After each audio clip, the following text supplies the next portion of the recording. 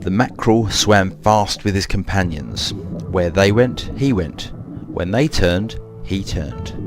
Who was in control was never really clear. They just all moved together.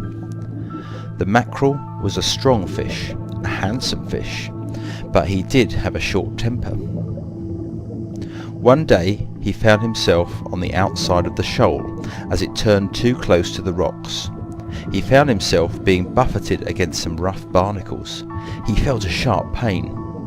Immediately his temper flared. Silent bubbles screamed from his mouth. He was so angry. With the barnacles, with the shoal, with himself, with everything. Because there were so many fish and because they all looked the same, no one really noticed that he was, in fact, beside himself.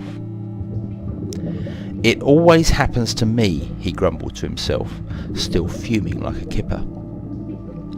The blood streamed from his side, leaving a cloudy red trail in the water behind him, and it was while he was still angry that the smell of his bleeding reached the snub nose of a resting lamprey. The lamprey was lying cold and still amongst the rocks, like a length of grey tubing. So pale was he that it looked like there was no life in him. And truly, there was no life of his own. His sharp mouth parts flexed in the warm scent from the mackerel's wound. Now a lamprey is a bit like an eel and a bit like a leech. Smoothly and steadily he glided and snaked through the water after the mackerel. By the time that the lamprey had caught up, the mackerel was starting to contain his anger, grumbling quietly to himself. The lamprey nuzzled alongside the mackerel in a comforting way and slid his mouth parts into the sight of the greys. The mackerel felt a bitter tug on the wound, and his muscular body tensed again. And with that spasm, the sharp barbs of the lamprey's jaw dug firmly into the mackerel's flesh. Immediately the bleeding stopped, or rather, the water cleared. The lamprey's head glowed faintly red as he sucked silently on the mackerel's lifeblood. The mackerel swam on with the shoal, unaware of this uninvited companion. With an eye on each side of his head, a mackerel can see everything but himself. Now the mackerel is indeed one of the most handsome fish of the cold seas.